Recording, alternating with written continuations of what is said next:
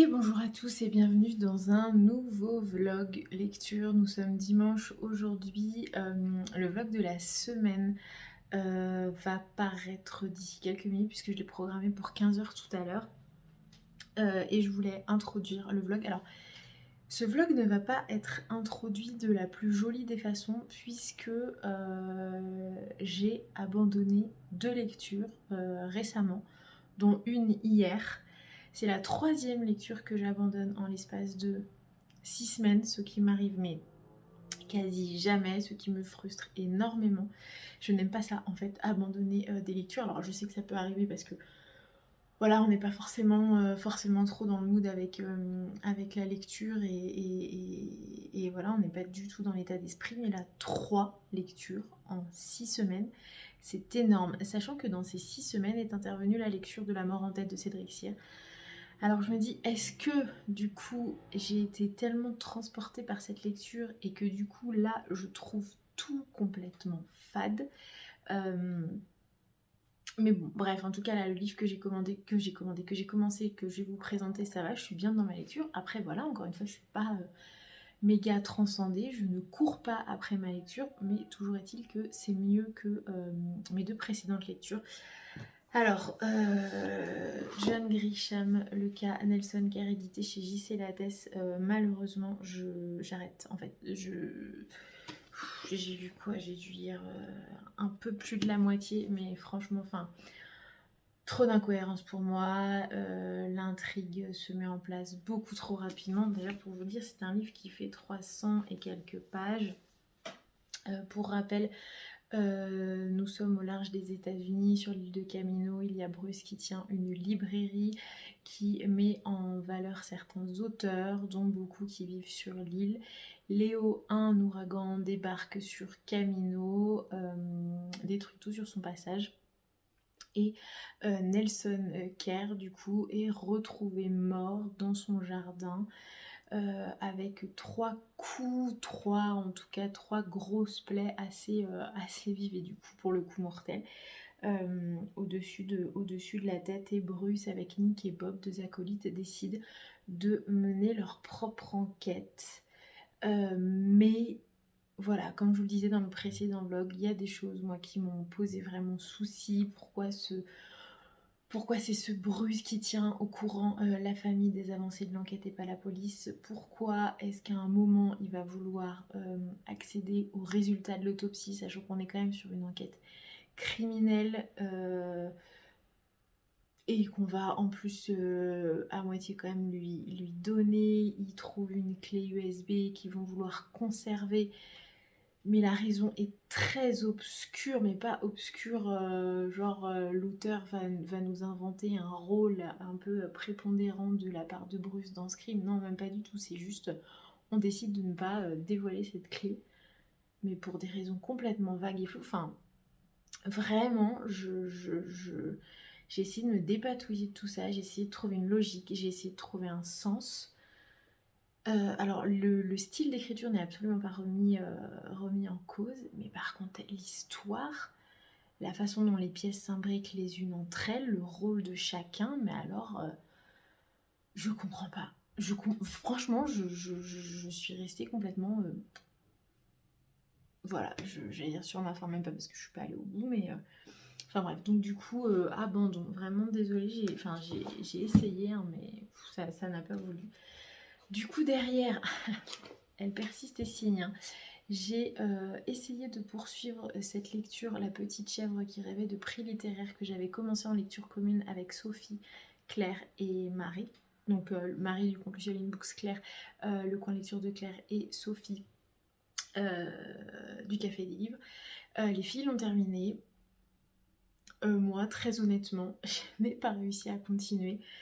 Pareil, je n'ai pas trouvé un véritable intérêt dans cette lecture, qui pourtant se lit bien, hein. C'est une écriture très fluide, c'est une écriture très légère, où il est question d'une jeune femme, mais qui s'appelle Blanchette ou Biquette dans le roman, je ne sais plus pourquoi lui donner Blanchette, mais pourquoi lui donner un nom de chèvre? Est-ce que c'est Est-ce que c'est une métaphore? Parce que bien sûr, on comprend assez rapidement qu'il ne s'agit pas d'une véritable chèvre. Enfin, c'est pareil, j'ai pas compris. J'ai pas compris, je suis restée complètement à côté de ce livre. D'ailleurs, les filles, il me semble, n'ont pas non plus été ultra transcendées. Bon, pour le coup, elles sont allées jusqu'au bout. Mais moi, là, en ce moment, j'ai besoin de lecture qui... Mais je pense que depuis le Cédric Cyr, c'est genre, j'ai besoin de lecture comme ça, ultra palpitante. Et malheureusement, je ne trouve pas, pour le moment, de lecture qui arrive au niveau de Cédric Cyr. Et je suis un peu, je vous avoue que je suis un petit peu blasée. Bref, du coup, j'ai commencé hier de chez Larousse, Love and Luck de Jenna Evans Welch, qui se passe en Irlande. J'ai lu 117 pages à peu près. Pour le coup, je suis plutôt dedans. Alors, lecture, voilà, lecture légère. C'est l'histoire d'un frère et d'une sœur qui ont du mal à s'entendre, qui ont quelques problèmes à régler dans leur fraternité, et du coup ils se lancent dans un espèce de périple à travers l'Irlande euh, pour essayer un petit peu de renouer comme ça leur relation qui jusqu'alors était plutôt proche et assez fusionnelle. Donc pour l'instant, franchement, j'accroche plutôt pas mal, même si voilà, comme je vous le disais en début de vidéo, c'est pas non plus... voilà, je suis pas transcendée, je vais pas vous dire, il faut absolument le lire, enfin pour l'instant en tout cas. Donc voilà, je lis ça et je pense qu'après, je vais dégainer une valeur sûre, je vais dégainer La Sœur du Soleil de Lucinda Riley, la saga des 7 sœurs, que je lis du coup dans le cadre du fameux challenge de Marie, ma jolie bibli, le challenge qui s'appelle Cahier de vacances. Je pense que je vais dégainer ça parce que en fait là, je persiste avec... Enfin, de toute façon, il faut une valeur sûre à un moment pour rebondir. Donc c'est après ce livre, Valeur sûre, Lucinda Riley. Et entre les deux, j'aimerais bien réussir à caler 47 cordes de Timothée le Boucher, que j'ai très envie de lire. J'ai d'ailleurs fait la photo de ma publication. Voilà, ça m'arrive de faire des photos de publication alors que je n'ai pas encore lu les livres. Mais voilà, la couverture m'inspirait, j'avais 2-3 petits éléments sympas que j'avais envie d'utiliser pour une photo et les coloris correspondaient avec la couverture. Donc voilà, j'en ai profité pour faire ça. Voilà, écoutez, pour ça. J'espère que vous, votre week-end se passe bien, que vous êtes dans de bonnes lectures contrairement à moi. Et puis voilà, je vous reprends en début de semaine pour un update sur Love and Luck, sûrement un update 47 cordes et sûrement du coup lecture en cours avec La Sœur du Soleil de Lucinda Riley. Et bonjour à tous. Oula, attendez. Hop, je suis pas trop... Voilà. Et bonjour à tous, nous sommes lundi aujourd'hui, début de semaine. J'espère que votre journée s'est bien passée. Je vais essayer de faire vite puisque je n'ai plus que 15% de batterie, donc j'aimerais pouvoir vous faire toute la vidéo avant que ça ne coupe. Je voulais commencer du coup cette petite partie du lundi. Qu'est-ce qu'il me met? Ah oui, il me met que j'ai plus de batterie. Par vous parler du coup de ma lecture en cours. J'ai pas trop avancé depuis hier, donc il s'agit de Love and Luck de Jenna Evans Welch, qui je pense est une auteure irlandaise d'ailleurs, édité aux éditions Larousse. C'est un livre qui se déroule en Irlande. Et voilà, bon, je vais pas vous en dire je vais pas vous en dire plus en fait, je crois que j'en ai parlé précédemment, donc hier dimanche. Je vais essayer de le terminer ce soir. Je suis solo ce soir à la maison avec mon petit garçon, donc une fois qu'il va être couché, je pense que je vais me caler sur cette lecture en cours. J'en suis page 160 et il fait 340 pages. Ah non, même pas, elle est même pas irlandaise. Enfin, elle vit à Salt Lake City dans l'Utah. Peut-être qu'elle est irlandaise. Je regarderai. Welch, W-E-L-C-H. Fait irlandaise un peu. Bon bref, à voir. En tout cas, je passe toujours un aussi bon moment. Hein. Franchement, ça file tout seul. Mais voilà, je vous en dirai plus quand j'aurai un petit peu plus avancé. Même quand je l'aurai terminé, je vous ferai carrément un update. Et en parallèle, j'ai commencé du coup 47 cordes de Timothée Le Boucher que m'a très gentiment envoyé les éditions Glénat. J'en suis à peu près à la moitié.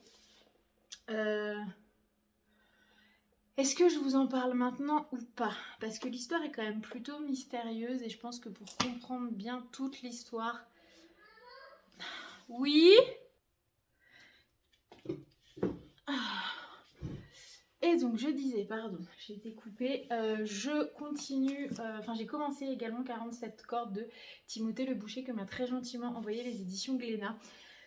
J'en suis à peu près à la moitié, c'est un gros bébé, hein. C'est vrai que précédemment je vous disais que moi généralement les BD, les romans graphiques, je les lis d'une seule traite.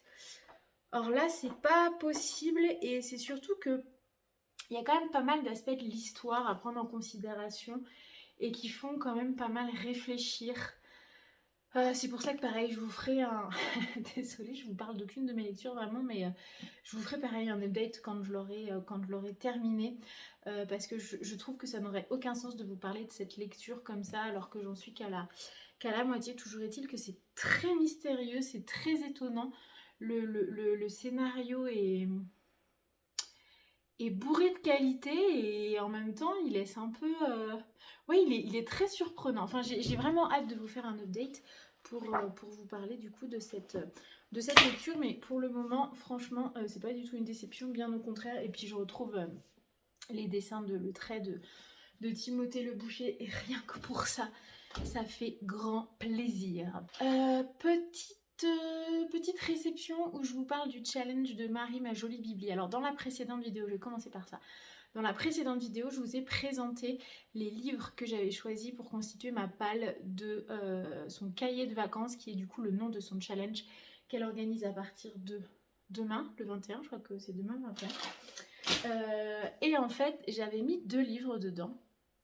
Et ce matin, en regardant ma pile, je me suis dit non, vas-y, il faut que je change un ou deux trucs qui ne me plaisent absolument pas. Et du coup, alors, vous n'êtes pas sans savoir que, je vous en parlais précédemment, j'ai abandonné le cas Nelson Kerr de John Grisham pour les raisons que je ne vais pas réévoquer. Enfin voilà, si ça vous intéresse, vous pouvez regarder le précédent vlog. Je l'avais choisi du coup dans la catégorie art plastique où il fallait une couverture avec du bleu, donc là ça correspondait, sauf que vraiment...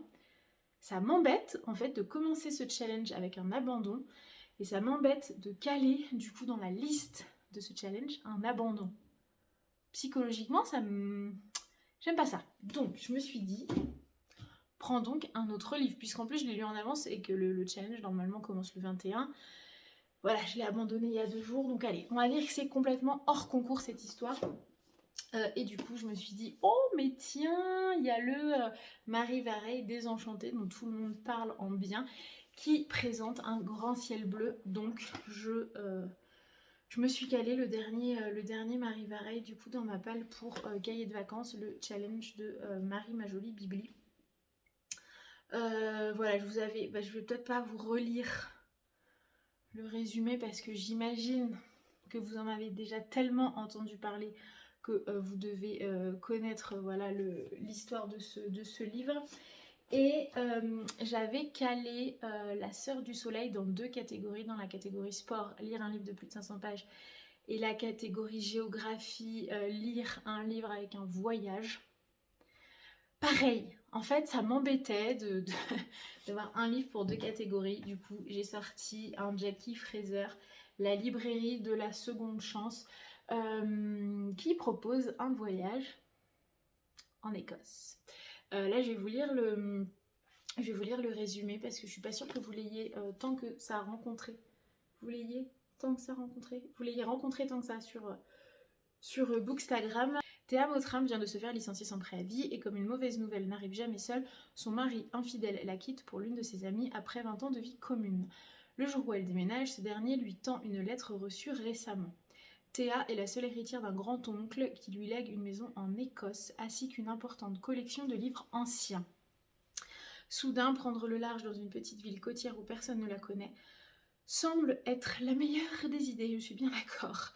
À Baldocri, elle découvre un adorable cottage et une communauté accueillante. si l'on fait abstraction d'Édouard, son voisin acariâtre, qui se trouve aussi être le libraire du coin. Déterminée à l'amadouer pour qu'il l'aide à se débarrasser de ses vieux ouvrages, elle lui prête main forte pour un temps à la librairie. Simple parenthèse au début d'un nouveau chapitre pour trancher, Théa devra percer les secrets du bouquiniste. Plus ça va aller dans les vidéos, je pense, et plus je vais être essoufflée. Ouh, faut que je me détende. Voilà, du coup, donc j'ai choisi de rajouter un livre dans la palle sur du coup la catégorie géographie, lire un livre avec un voyage à l'intérieur. Voilà pour un petite mise au point sur le challenge de ma participation au challenge de Marie, ma jolie Bibli. J'ai reçu un petit colis des éditions Archipoche. Donc, je ne sais plus de quel titre il s'agit, je vous avoue. Ah ouais, j'ai vu circuler sur Instagram. Et puis en plus, je crois qu'on nous avait prévenu de la réception de ce livre. Il s'agit du livre Les Amants de Key West de Priscilla Oliveras. Donc chez Archipoche, petit résumé. Photographe de renom Alejandro, pourquoi j'ai prononcé ce nom comme ça, n'avait pas revu sa ville natale de Key West depuis 12 ans, mais un grave accident le contraint d'y retourner. Sur place, il retrouve son envahissante famille d'origine cubaine, ses amis d'enfance et surtout Ana Maria, son amour de jeunesse. Alejandro et Ana Maria ne se sont jamais pardonné leur rupture, chacun accusant l'autre de l'avoir provoqué. Aussi les retrouvailles entre les deux anciens amants s'annoncent-elles électriques. Ouh, je vais bien aimer lire ça. Oh, ça va me faire du bien. Parce que voilà, vous n'êtes pas sans savoir que je cumule les abandons et que là, il y en a un peu marre. Donc je vous ai dit qu'après le Love and Luck, peut-être que je prendrais le Jackie Fraser. Enfin, je m'étais calée sur La Sœur du Soleil aussi. Je sais pas, je verrai. Sachant que j'ai Blackwater, La Crue, le tome 1, qui commence en lecture commune le 25. Et qu'après, le 4 juillet, j'enchaîne avec une lecture commune que j'organise sur le tome 1 de La Villa aux Étoffes. Bon, ouais, on n'est pas à l'abri d'un ou deux défis lecture supplémentaires. Voilà du coup pour ce que je voulais vous dire aujourd'hui. Est-ce qu'il me reste du temps? Allez, on se le tente. J'espère que mon téléphone ne va pas me lâcher. Attendez, je vais mettre sur stop et je vais refaire une autre vidéo. Voilà, non, parce que si mon téléphone me lâche, je perds à peu près la 15 minutes de vidéo. Je voulais faire un retour du coup sur les deux livres jeunesse que je vous ai présentés en post la semaine dernière, puisque voilà, je vous disais que j'allais introduire sur Instagram et sur mes différents réseaux de la littérature jeunesse par petites touches, et que du coup pour la fête des pères, mon petit chat a offert à son papa 2 livres dont voilà, ils vont pouvoir partager la lecture. Donc on a offert ça dimanche, donc hier, lors de la fête des pères. Il y a donc du coup Mon papa à moi est un héros. Je vous remettrai des inserts dedans, édité du coup chez Keyman, maison d'édition que je découvre de plus en plus jour après jour. Et franchement, si vous ne connaissez pas cette maison d'édition jeunesse, mais allez-y, parce que vraiment c'est une belle découverte. Ils ont toute une collection notamment de livres vraiment, je pense, accessibles dès 3 ans, je dirais, sur des personnalités féminines et masculines qui ont un peu marqué l'histoire sociale du monde. Donc vous allez avoir Mère Teresa, Martin Luther King, Rosa Parks, Marie Curie, Frida Kahlo, enfin vous voyez un peu toutes ces figures, Gandhi, etc. Et du coup c'est l'histoire de ces personnes, de leur naissance jusqu'à voilà, ce qu'ils ont accompli de fort, racontée au travers d'illustrations vraiment. Il y a Joséphine Baker aussi je crois, au travers d'illustrations que je trouve très belles. J'essaierai de vous mettre quelques couvertures ici. Et voilà, j'ai pu feuilleter quelques pages sur internet, et franchement je trouve que pour aborder certaines valeurs, certains combats dès le plus jeune âge, et bah écoutez, franchement ils sont super bien faits. Je me tâtais d'ailleurs à prendre celui sur Nelson Mandela pour mon petit chat. Bref, revenons à nos moutons, à nos papas. Du coup celui-ci donc édité chez Keyman. Encore une fois, je vous mettrai des inserts. Et donc en fait, ce que j'aime beaucoup dans ce livre, donc déjà au-delà des dessins que je trouve vraiment très beaux et avec un trait vraiment, vraiment humoristique en plus, je trouve. Enfin, je trouve que son papa avec sa grosse houppette et ce petit garçon avec ses petites lunettes et tout, enfin je sais pas, je trouve que c'est un duo, un binôme père-fils qui a été super bien travaillé avec ouais, je trouve que dans les dessins, il en ressort vraiment deux caractères très forts et très complémentaires, un peu malicieux, un peu malin, un peu coquin comme ça. Et du coup, en fait, c'est plein de situations du quotidien, mais qui du coup, du point de vue du petit garçon, se transforment en acte d'héroïsme. Typiquement, le petit garçon se coince dans le tuyau d'arrosage et d'un coup, le petit garçon va se dire que c'est un python absolument horrible qui est en train de l'attaquer et heureusement, son papa va venir le sauver et donc du coup, on a le dessin du python dans la jungle qui entoure le petit garçon et l'instant d'après, on voit en fait que c'est un tuyau d'arrosage et du coup, le papa a juste cisaillé le tuyau d'arrosage pour libérer son petit garçon.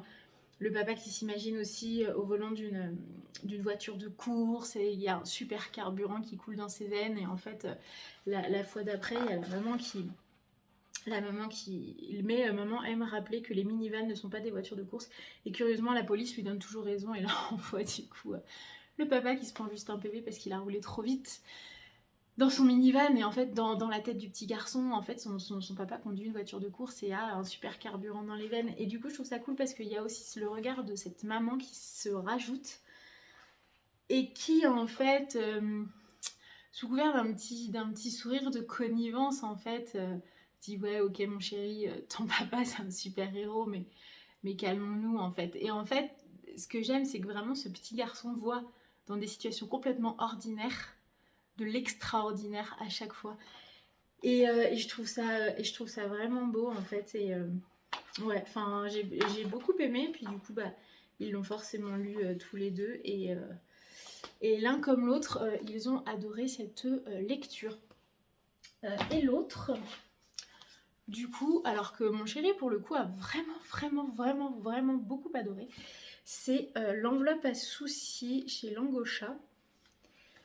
Et donc là, il s'agit de l'histoire d'un petit garçon et de son papa qui se retrouvent tous les soirs et avant de se coucher, ils se racontent leur journée. Donc voilà, dis-moi ce qui s'est passé dans ta journée, comment ça s'est passé ce matin et tout. Donc le petit garçon, il raconte que voilà, il n'a pas pu faire de vélo dans la course, que la maîtresse, elle a dit que c'était chacun son tour, qu'à la cantine, il y avait du poisson, mais qu'il n'aime pas le poisson.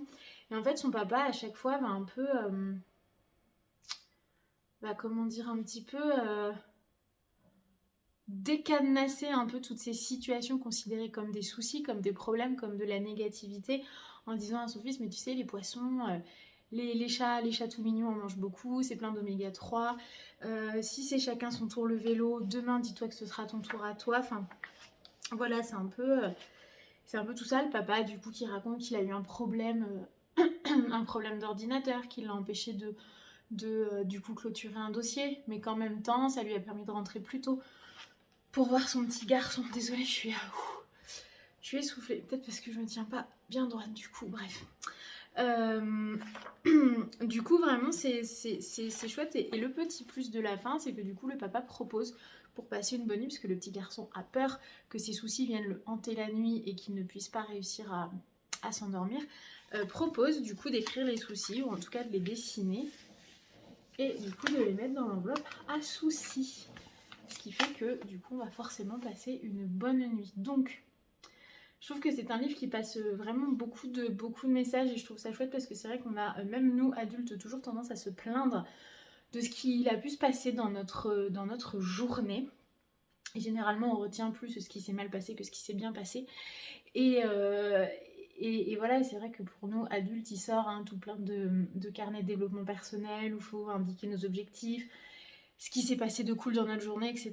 Et un peu, c'est un peu la même version, mais version enfant en fait, où oui, il y a eu des soucis, mais il y a eu aussi des choses chouettes, et c'est du coup de ça dont il faut se rappeler, avec du coup ce côté ludique de l'enveloppe à soucis. Donc franchement, je trouve que c'est un chouette cadeau à faire.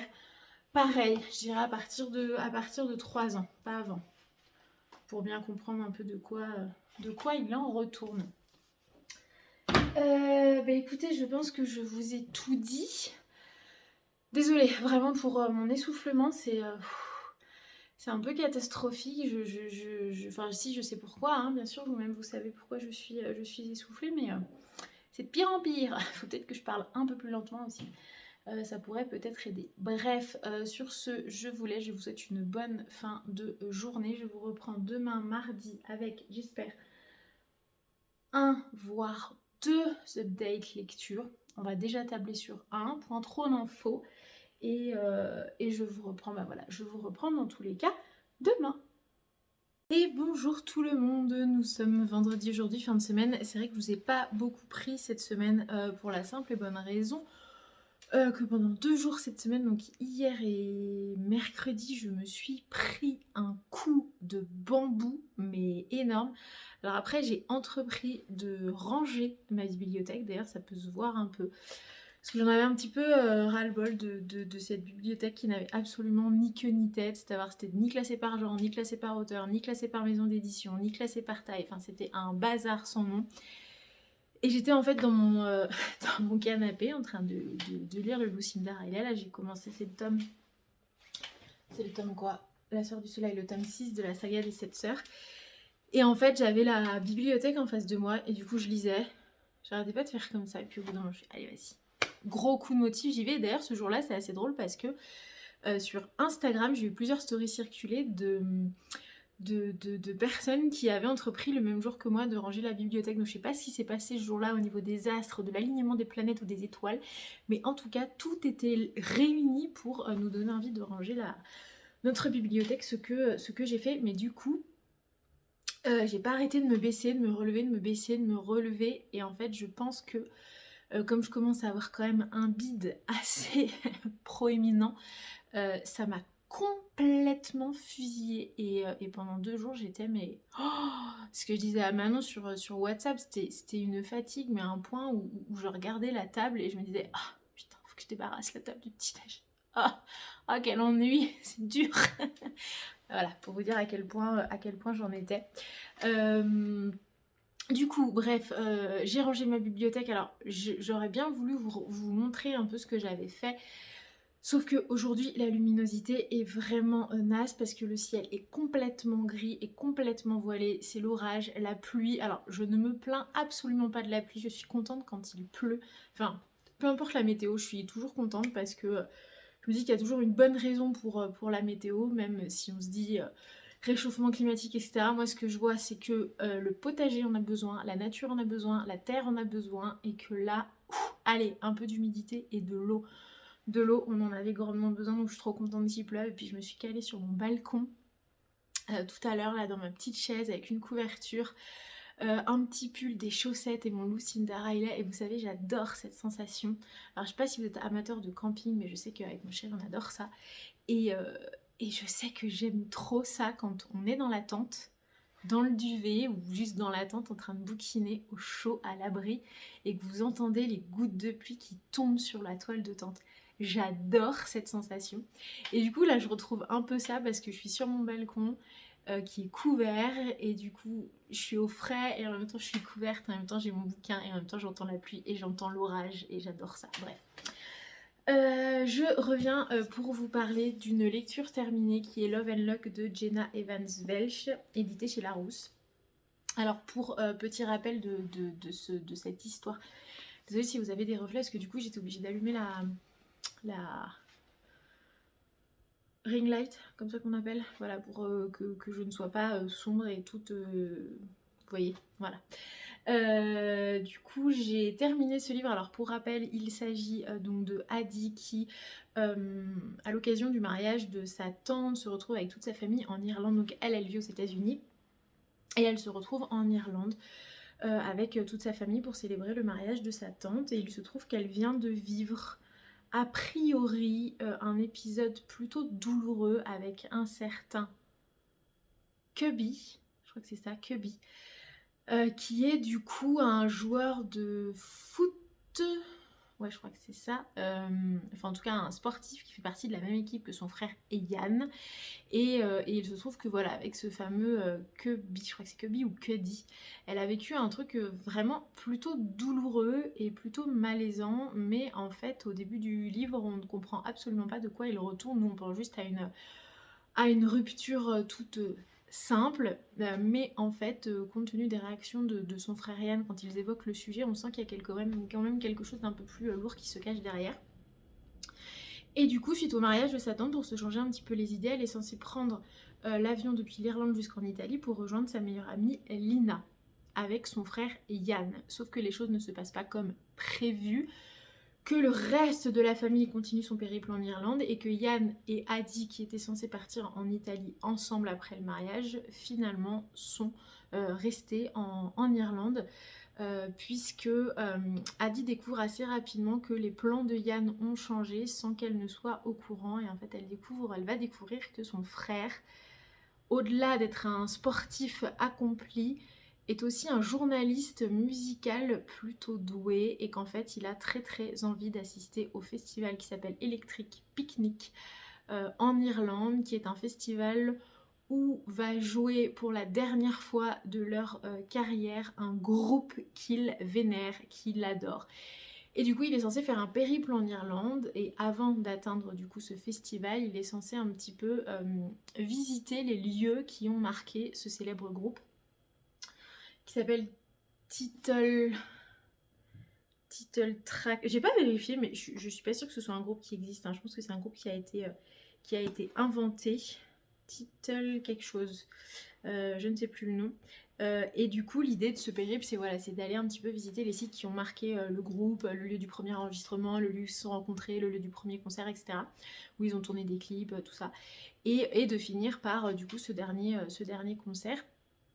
Et en fait, le jour où Adi découvre tout ça d'un coup, c'est-à-dire un matin, elle se lève, son frère dit je ne vais pas avec toi en Italie, j'ai prévu un road trip en Irlande et en plus je suis journaliste musicale et plutôt douée. Elle tombe carrément des nues et elle décide de ne plus aller en Italie et de faire ce périple avec son frère, puisque ce qu'il faut dire aussi, c'est que leur relation, depuis cette histoire avec ce fameux Cubby, est enfin voilà, ne va pas très très bien, ils ne sont plus proches, ils se disputent facilement, ils sont sur les nerfs quand ils communiquent et voilà quoi, c'est vraiment un lien de frères et sœurs qui se délite et en fait tous les deux se disent au fond d'eux peut-être qu'il faut juste qu'on fasse ce road trip ensemble pour du coup retrouver un petit peu ce lien fraternel. Et au milieu de tout ça, il y a Rowan et son van qui va leur permettre de faire ce petit road trip irlandais. Et Rowan, en fait, a rencontré Yann via des forums autour de ce groupe et du coup a préparé en fait ce road trip avec Yann. Donc voilà un petit peu de quoi il en retourne. Alors comme je le disais dans mon post Instagram, c'est un roman qui passe bien, c'est un roman que je dirais feel good. C'est pas une romance du tout, malgré que voilà, il y a un cœur brisé au début et que au fur et à mesure du périple, elle va réussir à se remettre un petit peu de ce qui s'est passé. Et voilà, ce qui s'est passé, on va le deviner un petit peu au fur et à mesure de la lecture. Mais voilà, j'ai pas été transcendée, c'est sympa. Après voilà, ce road trip est fait sous couvert d'un guide qui s'appelle l'Irlande pour les cœurs brisés, guide non conventionnel de l'île d'Émeraude, pardon. Et en fait, c'est un guide que va trouver Adi à l'hôtel où elle est hébergée pour le mariage de sa tante et elle va l'embarquer puisque c'est vraiment un guide qui te dit voilà, tu as le cœur brisé, bah va à cet endroit, fais telle chose, va à cet endroit, fais telle chose. Et en fait, c'est un peu les étapes pour guérir un cœur brisé à travers un road trip en Irlande. Donc en fait, tout ça va un petit peu se mêler. Mais c'est avant tout en fait un roman familial. Et j'ai bien aimé ce côté musical aussi qui est abordé avec voilà, le domaine de la presse musicale. J'ai trouvé ça plutôt cool. Moi, je sais pas si je le mettrais en roman adulte. Peut-être qu'il est dans la catégorie young adulte. Je ne sais pas, en tout cas c'est pas précisé, mais voilà, comme ça après lecture, je me dis ouais, c'est clairement un young adulte. Et c'est pas un roman. Ouais, c'est pas un roman que je mettrais dans les romans roman quoi. Vous voyez ce que je veux dire. Donc voilà, mais en tout cas c'était cool, puis ça m'a fait plaisir de partir en Irlande, ça change de l'Écosse, même si clairement l'Écosse reste number one dans mon cœur et que l'Irlande ne ressemblera jamais à l'Écosse. Voilà, j'ai quand même bien apprécié ma lecture. Et j'ai commencé, quand est-ce que je l'ai commencé? Avant-hier. Le tome, du coup, je disais le tome 6 de la saga des 7 sœurs de Lucinda Riley, qui est le tome de La sœur du soleil, qui se passe en Afrique et plus particulièrement au Kenya. Comme tous les Lucinda Riley, si vous qui me regardez, vous n'avez pas encore commencé cette saga, mais allez-y, chaque tome est une pépite. À chaque tome, je me dis, non mais c'est bon, en fait, c'est celui-ci mon préféré. Les autres étaient trop bien, mais celui-ci c'est mon préféré. En fait, chaque tome, ça me fait cette sensation. Ce qui fait que je pense qu'à la fin, si vous me posez la question du quel a été ton tome préféré, je serais incapable de répondre et je vous dirais que la saga dans sa globalité est juste une vraie pépite. C'est merveilleux, ça vous fait voyager. Donc là, on va suivre Electra, qui en plus c'était la sœur qui m'intriguait le plus, parce que c'est la sœur qui, je trouve, est la plus isolée de toutes les sœurs, qui communique le moins dans les tomes précédents avec toutes ses sœurs. Elle est mannequin, elle vit à New York. J'ai du mal à savoir si elle est black ou métisse, mais ça on va le savoir du coup dans le livre, puisqu'on retrace un petit peu son histoire et son adoption. Oui, parce que pour rappel, ceux qui ne connaissent pas la saga des 7 sœurs rapidement, c'est Passault, un homme qui est assez riche, qui vit en Suisse dans une magnifique, je sais pas si c'est un villa, manoir, enfin voilà, bref, et qui a entrepris d'adopter 6 sœurs dans 6 pays différents. Et ça s'appelle la saga des 7 sœurs parce qu'il y a une 7e sœur dont on ignore complètement l'identité et qui va être l'objet du coup j'imagine du 7e tome. Et là du coup on en est à la 6e sœur qui du coup est Electra, qui est mannequin, qui vit à New York et qui a un gros problème d'addiction à l'alcool et aux drogues, notamment la cocaïne et la vodka. La grégouze pour ceux qui, pour ceux qui connaissent. Donc du coup tout lui réussit. Disons qu'elle a ce qu'on pourrait qualifier de vie de rêve pour certains. Elle est renommée, elle sort avec des stars de cinéma, elle est invitée à plein de soirées, elle porte des super beaux vêtements, elle voyage aux 4 coins du monde, elle a un super appart absolument magnifique, sauf que elle est extrêmement malheureuse puisqu'elle se jette tous les soirs, tous les matins et à longueur de journée dans la vodka et les drogues dures. Et voilà, je vais pas vous en dire plus, mais comme tous les Lucinda Riley et surtout comme tous les tomes de la saga des 7 sœurs, on oscille entre passé et présent et du coup on comprend assez vite qu'on va se rendre au Kenya dans les années 30, hein, je crois, ça commence dans les années 30. 39-40, non 39-40 puisqu'il est question, ouais c'est ça, il est question en plus d'Hitler et tout le monde se pose la question aux États-Unis de savoir si oui ou non Hitler va oser déclencher une guerre ou pas, donc c'est voilà 39-40. Et pour l'instant on suit Cécilie, je crois que c'est ça, ouais c'est Cécilie, pas Cécile, Cécilie, qui est du coup une jeune américaine de très bonne famille qui suite à on va dire en fait, ses fiançailles ont été rompues, sauf que du coup, dans la haute aristocratie, quand des fiançailles sont rompues, c'est un peu la tare. Et quand on va au bal et aux soirées, on nous pointe un peu du doigt. Et du coup, elle décide un peu de prendre la fuite et de saisir une occasion pour partir seule au Kenya. Du coup, avec une très bonne amie de sa maman.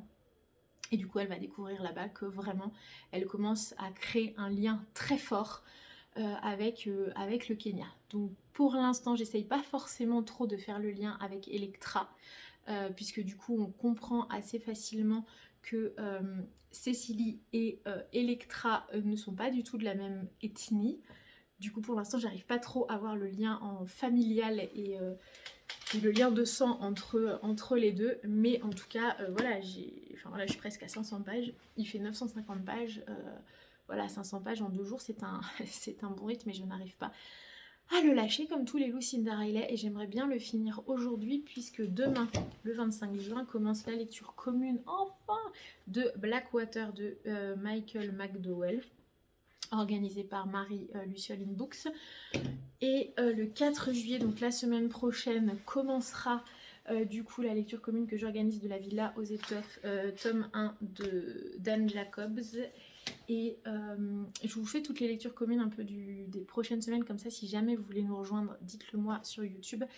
Et Vindicta Cédric Cyr, organisé par Manon, les lectures de Manon, qui commence le 16 juillet prochain. Donc c'est cool, franchement j'ai des bonnes lectures là sur les semaines à venir et j'aimerais bien en caler d'autres du coup au milieu de tout ça.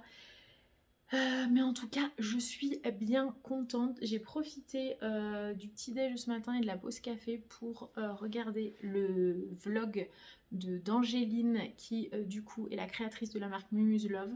Elle a publié son premier vlog sur YouTube, ça y est, elle est sur YouTube et je sais qu'elle a un vlog qui va bientôt arriver et un deuxième vlog et franchement j'aime beaucoup. Alors j'ai encore pas craqué sur sa marque.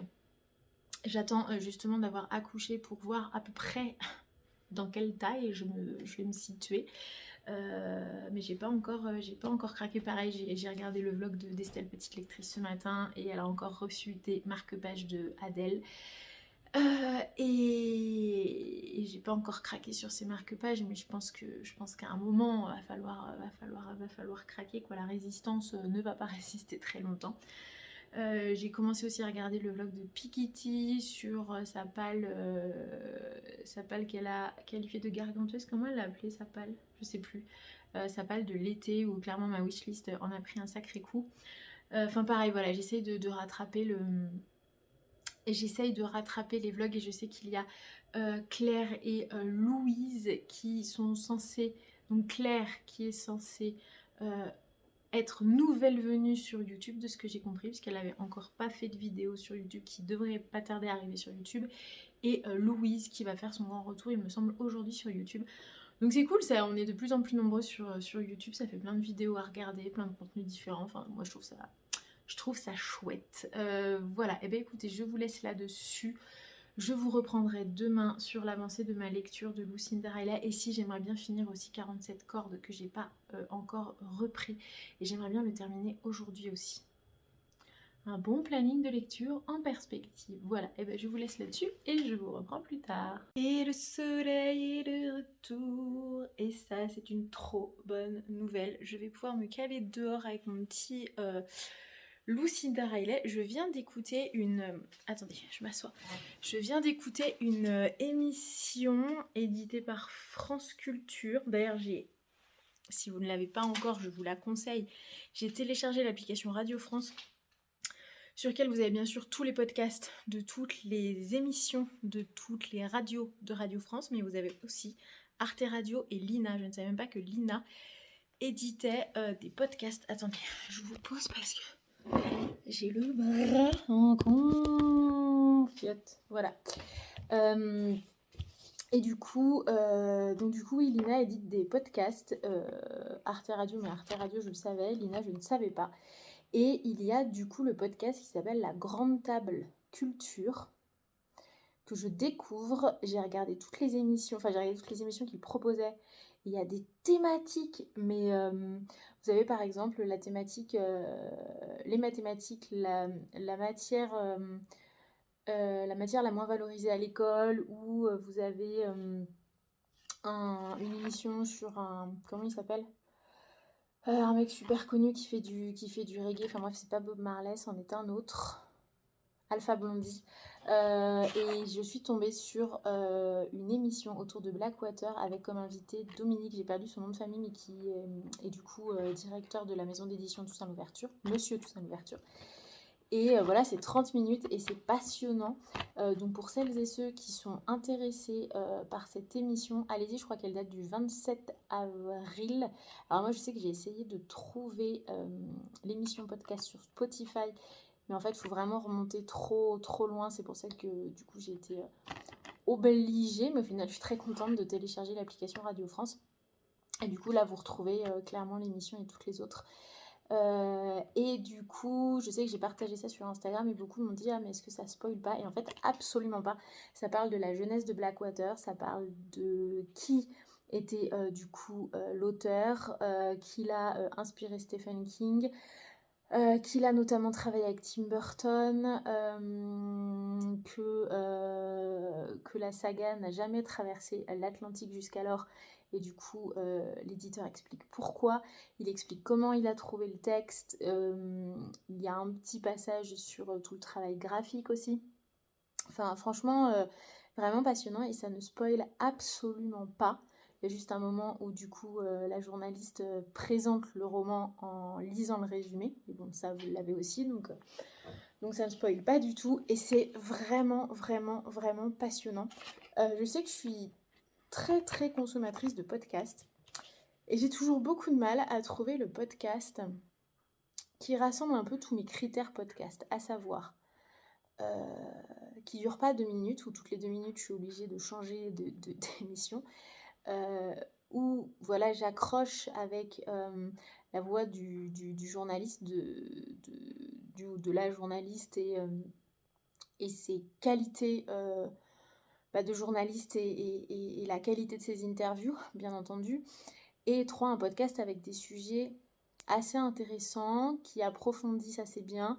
Et il n'y en a pas des masses. Je sais que j'apprécie énormément Boomerang avec Augustin Trapenard, où pareil, à chaque fois, les invités appartiennent à des univers tous très très très très très différents, même si on ne connaît pas les personnalités concernées, on y trouve son compte. Je sais que j'aime bien celui-ci, j'aime bien Transfert, mais alors là c'est complètement différent. Et là du coup je découvre... Ah bah si, j'adore aussi... comment elle s'appelle Les Pieds sur Terre aussi sur France Inter. Les Pieds sur Terre et Transfert, ça me fait un peu... c'est un peu la même chose. C'est un peu cette émission... comment elle s'appelle? Voilà cette phrase, comment elle s'appelle? J'ai des trous dans le cerveau en ce moment. Cette émission télé, j'ai le jingle en tête là. Comment ça s'appelle ça? On s'est souvent posé la question, est-ce que c'était réel ou est-ce que ce sont des acteurs? C'est très agaçant. Non, je vais pas retrouver. Ah, c'est trop bête. J'essaierai de vous mettre, mais je suis sûre qu'en m'entendant parler, il y en a certains qui auront... hop, ça va faire tilt. Bref, donc oui, grosse consommatrice de podcasts. Du coup, je suis contente d'avoir découvert la grande table, en fait, la grande table culture. Et franchement, très, très, très, très bonne émission sur Blackwater. Voilà, ben non, mais c'était juste un petit coucou, en fait, pour vous partager mon contentement il fait beau dehors, je vais pouvoir me caler à l'extérieur, faire des photos. Tout à l'heure, la luminosité, c'était pas aussi beau, mais il y avait une belle luminosité, du coup, j'en ai profité pour faire des photos. J'ai fait un montage photo avec Blackwater et avec la sœur du soleil. J'étais bien inspirée, je suis assez contente de la petite créa photo que j'ai pu faire. J'ai l'impression de me renouveler un peu là dans les mises en scène et je suis bien contente parce que il fut un moment où je n'étais plus tellement inspirée et ça m'ennuyait un peu. Donc voilà, j'ai fait des cookies entre temps, j'ai regardé 2-3 vlogs, enfin voilà, j'ai fait quelques petites choses et là ça va être session lecture au soleil. Et ça va être cool. Voilà, non bah écoutez, c'est tout. J'ai reçu de la part des éditions... J'ai toujours un bug, est-ce que c'est Langue au chat ou Langue du chat? Langue au chat. Une parution spéciale rentrée scolaire pour les petits bouts de chou qui font leur rentrée en septembre, ce qui va être le cas pour nous ici. Et c'est vrai que je cherchais des livres sur ce domaine, dans ce domaine-là, sur cette thématique. J'en ai trouvé un aussi édité par Langocha que j'ai reçu aujourd'hui, mais avec en plus le livre du coup qui est paru cette semaine que m'a envoyé très gentiment la maison d'édition. Donc je pense que je vais vous en parler demain. Voilà, ça fera l'objet d'une prochaine publication, mais je trouve ça pas mal pour préparer leur rentrée. Voilà, je trouve ça assez cool d'essayer de lier l'utile à l'agréable, à savoir des thématiques un peu compliquées ou en tout cas quotidiennes avec la lecture et avec des belles histoires et des chouettes personnages. Voilà, je vous ai tout dit. Allez, je vais me caler au soleil avec mon livre et je vous reprends plus tard.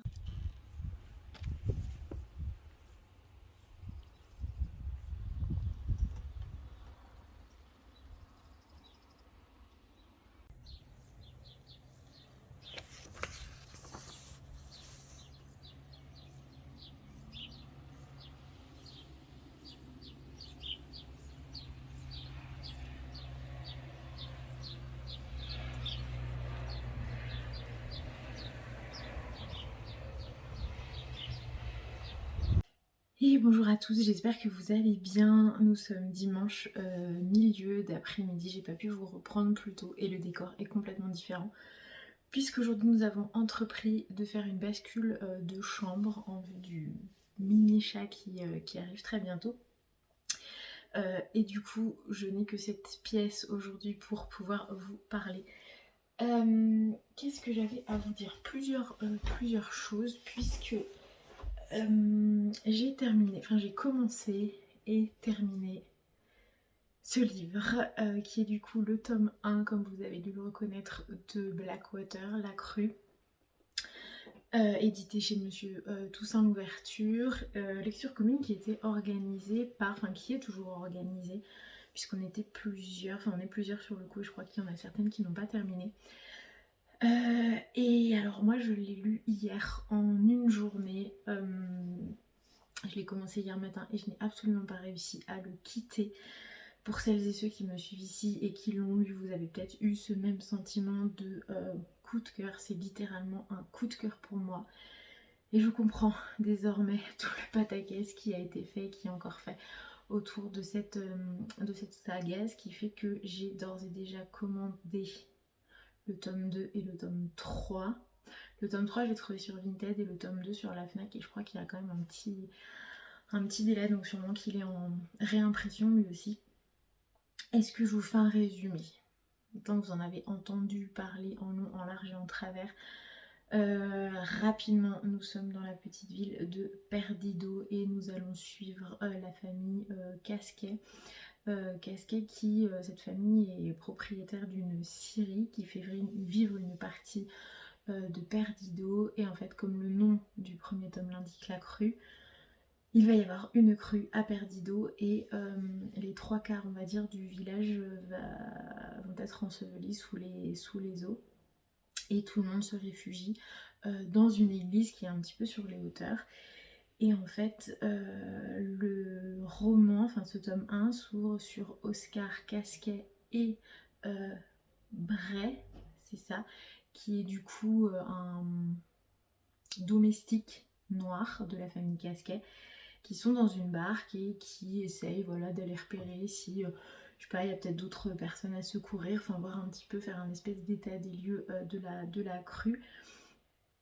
Et en s'approchant de l'hôtel, en fait du seul hôtel de la ville, ils s'aperçoivent qu'il y a une jeune femme, Elinor, qui est dans la chambre d'un hôtel au niveau des étages, et qui a priori a un peu raté l'évacuation et qui est restée là toute seule depuis 4 jours dans une pièce qui n'a absolument pas bougé, quand tout le reste de Perdido, même les aménagements en hauteur, sont complètement dévastés. Seule cette pièce dans l'hôtel est restée à peu près nickel, le lit à sa place, l'armoire à sa place, tout à sa place.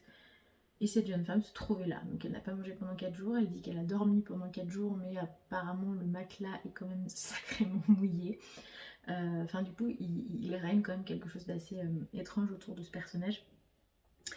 Et Elinor du coup va être secourue par Oscar et Bray, et ce qu'il va se passer, c'est que elle va rester en fait à Perdido. Je ne vous raconte pas la suite, mais on va très rapidement comprendre, en tout cas dès les premières pages, que Elinor a un lien très fort avec l'eau, avec l'élément de l'eau. Voilà, je ne vous en dis pas plus. Clairement, comment il s'appelle le prénom? Michael McDowell, Surf. Disons que ça fait vraiment beaucoup penser à l'univers d'Edgar Allan Poe. Ça m'a énormément fait penser à Tim Burton dans les dialogues, dans la rapidité des événements, dans l'étrangeté, dans la bizarrerie de ce qui se passe, des rencontres, de la relation entre les personnages. Et en poussant un petit... Il y a un chéri qui fait du jardinage dehors et qui se moque de moi.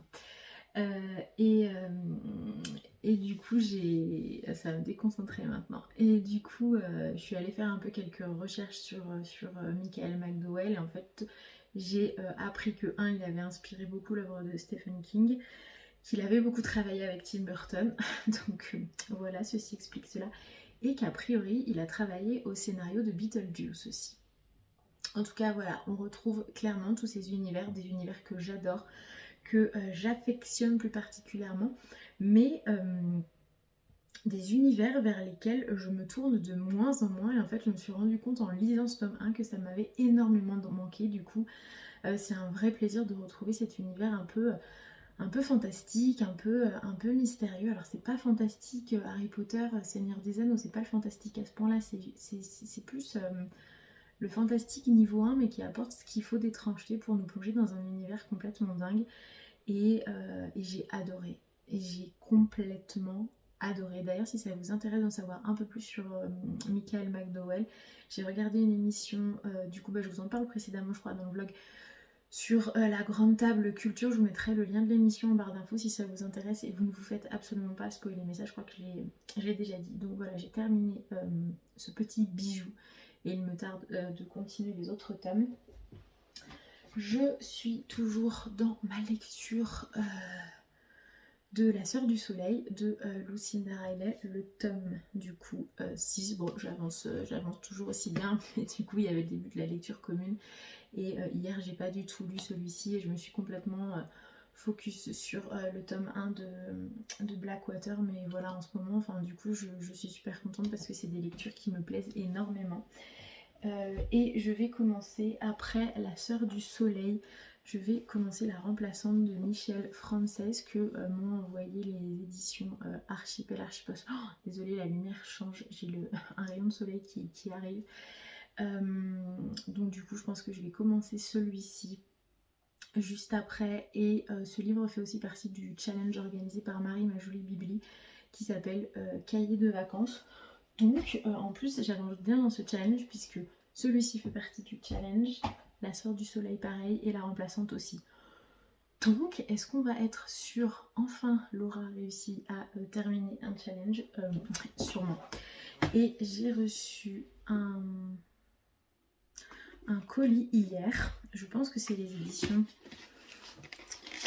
éditions du Masque, enfin JC Lattès, la collection du Masque. Ah non, si? Non. Ah non, pas du tout. Ah mais non, pas du tout. Oh bah c'était super rapide. Mais pourquoi c'est LC Édition? Mais non, en fait, LC Édition, c'est pas du tout JC Lattès. Non mais n'importe quoi, Laura. LC Édition, bah c'est juste LC Édition. Alors, n'importe quoi. En fait, c'est Gaspard Saga qui est un auteur, jeune auteur puisque c'est son premier livre, qui m'a contacté sur Instagram pour me proposer de m'envoyer du coup son premier roman. J'ai lu le pitch. Alors déjà, édition LC, je ne connais absolument pas. Je suis allée voir du coup un petit peu le pitch du roman et ça me plaisait plutôt bien. Du coup voilà, Gaspard, je lis un petit peu 2-3 choses, notamment la petite dédicace. Donc voilà, premier roman de Gaspard Saga. Gaspard, si tu passes par là, merci beaucoup du coup pour l'envoi de ton premier roman que j'aimerais bien lire assez rapidement. Je vous lis le résumé pour voilà, que vous ayez un petit aperçu. Laetitia Monceau est une Parisienne de 27 ans, issue d'une famille bourgeoise et semblant avoir tout pour elle. Elle quitte d'un bond son petit ami et son poste prestigieux au sein d'une multinationale. Elle souhaite donner plus de sens à sa vie, se réfugie dans le yoga, les associations, la critique de la société, de sa famille. La crise générationnelle de ses enfants gâtés, une quête plus intime se joue en parallèle. De Paris à Biarritz, de Dakar à l'île de Ré, celle de ses souvenirs enfouis. Le roman traite des petits traumatismes qui en cachent de grands, de la complexité des sentiments, de la culpabilité. Le goût de l'enfance restera-t-il en bouche toute la vie? Voilà, je ne sais plus quand est-ce qu'il sort. Je ne sais plus s'il est sorti déjà ou s'il va sortir. Juin 2022. Donc ouais, a priori c'est... Enfin, s'il n'est pas sorti, en tout cas c'est vraiment éminent. Donc Les Chemins Bleus de Gaspard Saga. Voilà. Pour la réception, je vais clôturer le vlog ici puisqu'il est assez long. J'ai encore enregistré là presque 10 minutes. Je pense qu'il va faire 1 heure. J'ai l'impression d'avoir énormément de choses à vous dire en ce moment. Et je vous reprends demain dans tous les cas pour un nouveau vlog. J'espère que voilà, celui-ci vous aura plu. Comme d'hab, hein, n'hésitez pas à vous abonner, à laisser un petit like, un petit commentaire. Je prends toujours beaucoup de plaisir à y répondre. Voilà, et bien sur ce, je vous laisse et je vous souhaite un excellent début de semaine.